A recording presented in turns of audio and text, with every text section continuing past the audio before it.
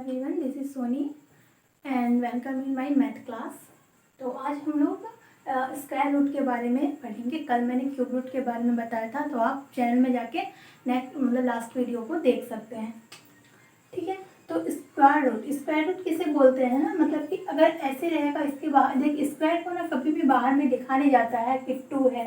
ठीक है, तो स्क्वायर का मतलब क्या हो गया कि 2 निकालना उसका। ठीक है, तो स्क्वायर में कभी भी बाहर में 2 नहीं लिखा जाता है। ठीक है, क्यूब में 3 लिखा जाएगा, बाहर में 4 लिख सकते हैं, लेकिन कभी भी स्क्वायर को 2 नहीं लिखते हैं। ठीक है, अगर कुछ नहीं है इसका मतलब तो स्क्वायर रूट है। ठीक है, स्क्वायर रूट है।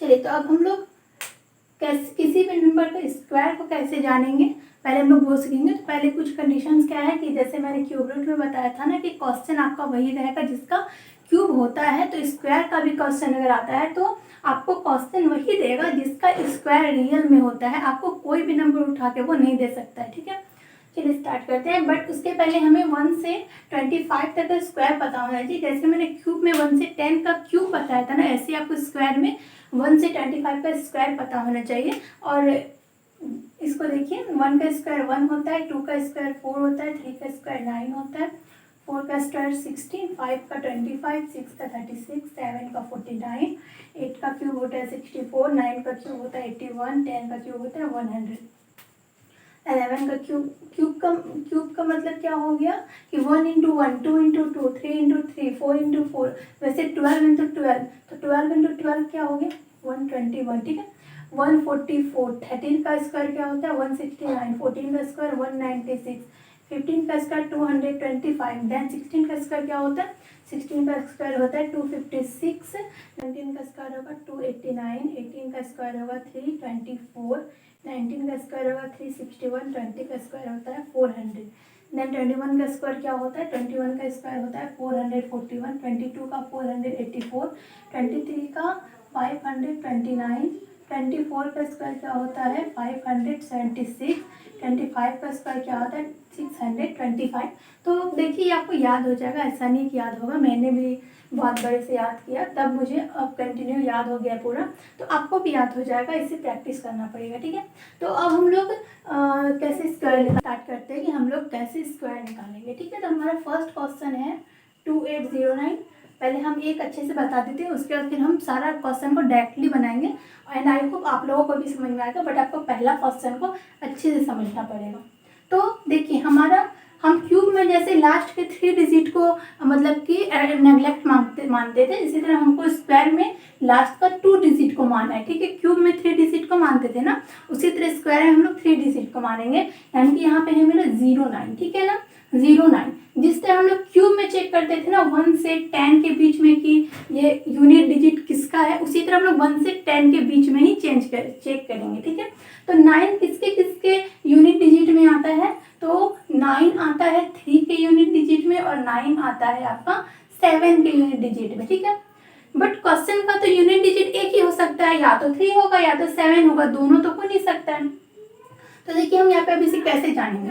अब हम आगे आते हैं 28, अभी हम इसे ऐसे ही रहने देते हैं। नेक्स्ट हम आते हैं 28, हमें वैसे ही करना है कि अब 28 किसके किसके रेंज में आते हैं, बिल्कुल वैसा ही, बस थोड़ा सा इसमें आपको कॉन्सेप्ट याद रखना पड़ेगा। ठीक है, 28 किसके किसके रेंज में आता है, 28 आता है 5 के स्क्वायर और 6 के स्क्वायर के बीच में। ठीक है, यानी कि 5 और 6 के बीच में आता है। ठीक है, चलिए 5 और 6 के बीच में आता है ना, तो सबसे पहले तो इन दोनों में से छोटा कौन सा है, छोटा कौन सा है 5 छोटा है। ठीक है, 5 छोटा है, पिछली बार में भी हम यही करे थे ना, जो छोटा होगा उसे हम 10 के डिजिट में ले रहे थे, यूनिट के डिजिट में नहीं ले रहे थे। करेंगे, देखिए अब हम 5 और 6 को ना मल्टीप्लाई करेंगे तो मेरा क्या आएगा, मेरा 30 आएगा। ठीक है ना, अब इस 30 से इस 28 का कंपेरिजन करना है कि ये जो 30 है, ठीक है, ये जो 28 है ये 30 से छोटा है या बड़ा है, तो 28 30 से छोटा है, यानी कि आप छोटे वाले नंबर को यूनिट डिजिट में लोगे, यानी कि यूनिट डिजिट किसको लेंगे 3 को लेंगे। ठीक है, यानी कि यूनिट डिजिट 3 को लेंगे। ये 5 कहाँ से आया, तो ये 5 आया कि ये 5 और 6 के रेंज में आया, और हम हमेशा क्या करते थे कि छोटे वाले को लेते थे, तो यहाँ पे 5 लेंगे, यानी कि ये 553 का क्या है स्क्वायर है। ठीक है, देन 2304 में आई है, तो हमारा 04 है, तो पहले मैंने 04 को घेर लिया। ठीक है, 4 जो है 4 किसके रेंज में आता है, ये 2 के रेंज में आता है, सॉरी 2 के लास्ट में यूनिट डिजिट में आता है, और ये 8 के लास्ट में यूनिट डिजिट। मैंने देखा इसका यूनिट डिजिट क्या है, यूनिट डिजिट 4 है, तो हमें चेक करना है कि किस स्क्वायर के लास्ट में यूनिट डिजिट में 4 होता है। तो मैंने देखा कि 2 के स्क्वायर में और 8 के स्क्वायर के यूनिट डिजिट में क्या होता है, 4। यहाँ पे 64 का 4 और 4 होता है, ठीक है। अब या तो 2 होगा या तो 8 होगा, बट हम दोनों को तो नहीं ले सकते ना, किसी एक को ले सकते। तो अभी हम इसे पहले रेस्ट देते हैं, हम आगे चलते हैं। यहाँ पे मैंने देखा 23 है, अब 23 का रेंज चेक करना है। तो 23 जो है ना, ये 4 के स्क्वायर और 5 के स्क्वायर के बीच में आते हैं, यानी कि 4 और 5 के बीच में, ठीक है ना। तो दोनों में से छोटा कौन है, छोटा 4 है, तो पहले हम 4 को 10 प्लेस में लिखेंगे, ठीक है ना, 10 प्लेस में लिखेंगे 4 को। अब इन दोनों का मल्टीप्लाई कितना होगा, 20 होगा। 20 जो है 23 20 से छोटा है या बड़ा है, तो 23 20 से बड़ा है, तो हम बड़े वाले को लेंगे, यानी कि सॉरी बड़े वाले को लेंगे, यानी कि हम 8 को लेंगे यूनिट डिजिट में, ठीक है, यूनिट डिजिट 8 को लेंगे। इन दोनों का मल्टीप्लाई का यूज क्या है कि इस मल्टीप्लाई से हमें कंपेरिजन करना है। अगर ये बड़ा हुआ तो बड़े वाले को लेंगे, अगर ये छोटा हुआ तो छोटे वाले को लेंगे, ठीक है। क्योंकि ना क्यूब में ना एक नंबर का एक ही यूनिट डिजिट होता है, बट स्क्वायर में ना एक नंबर का कहीं कहीं 2 यूनिट डिजिट हो जाता है, जिसके कारण हम लोगों को ये फॉर्मूला मतलब कि फॉलो करना पड़ेगा।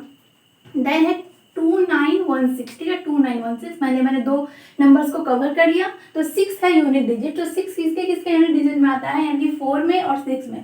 तो या तो 4 होगा या तो 6 होगा, दोनों नहीं हो सकता। अब आगे मैं देखते हैं, तो 29 है, ठीक है, 29 आता है 5 और 6 के बीच में। तो सबसे पहले तो दोनों में से छोटा कौन है, 5 छोटा है, तो 5 को 10 प्लेस में लिख दिया। दोनों का मल्टीप्लाई कितना होता है, 30 होता है। 30 जो है 29 30 से छोटा है, तो 4 होगा कि 6 होगा, तो जो छोटा है वही होगा, 4 होगा, ठीक है। अगर ये नंबर रूट के अंदर वाला नंबर मल्टीप्लाई वाले नंबर से बड़ा होगा तो बड़ा वाला यूनिट डिजिट में आंसर आएगा, और छोटा होगा तो छोटा वाला होगा, ठीक है। नेक्स्ट हम लोग बनाते हैं 1 2 5 4 4। तो पहले मैंने 2 नंबर को कवर कर लिया, 4। तो 4 किस में आता है, 2 में आता है और 8 में आता है, ठीक है। 125 किसके बीच में आता है, 125 आता है 11 और 12 के बीच में। तो पहले मैंने 11 लिख लिया, छोटा वाला, ठीक है। इन दोनों का मल्टीप्लाई कितना होता है, 132 होता है, ठीक है। 122 जो है 125 132 से छोटा है या बड़ा है, तो छोटा है, छोटा है तो छोटा वाला आंसर होगा, 2 आंसर होगा, ठीक है। इसी तरह इसको भी बनाना है। तो देखिए 89, तो 89 है, यानी कि या तो 3 होगा या तो 7 होगा, ठीक है, बट हमें कुछ कंफर्म नहीं है। और यहाँ पे है 136 किसके बीच में आता है, तो 136 जो है ये आपका 11 और 12 के बीच में आएगा, 11 और 12 के बीच में। तो पहले मैंने यहाँ पे 11 लिख लिया। अब 11 और 12 का मल्टीप्लाई होता है 132। 132 जो है 136 क्या है, 132 से बड़ा है, तो बड़ा वाला नंबर लिखेंगे, यानी कि यहाँ 7 लिखेंगे। देन देखिए 44 है ना, तो 4 है तो 2 या 8 होगा, ठीक है। देन 77 है, 77 किसके बीच में आएगा, 77 आएगा आपका 8 के स्क्वायर और 9 के स्क्वायर के बीच में, यानी कि 8 और 9 के बीच में, ठीक है। तो छोटा कौन सा 8 है, तो हम यहाँ पे 8 लिख दिए। 8 और 9 का मल्टीप्लाई 72 होता है, ठीक है, 72 होता है। 77 72 से बड़ा है या छोटा है, तो बड़ा है तो कौन सा होगा, 2 होगा या 8 होगा, कौन सा होगा, बड़ा है तो बड़ा वाला होगा, यानी कि 8 होगा। तो यहाँ पे हम 8 लिख देंगे, यानी कि 88 का स्क्वायर होता है। देखिए अब इसे भी हम एक तो ऐसे बनाएंगे जैसे 25 है, तो ये तो 5 का स्क्वायर होता है, तो यहाँ पे 5 लिख दिए, ठीक है। और देखिए 132 है ना, तो 132 किसके बीच में आएगा, तो 132 आएगा आपका 132 आएगा 11 और 12 के बीच में, किसके बीच में, 11 और 12 के बीच में, ठीक है।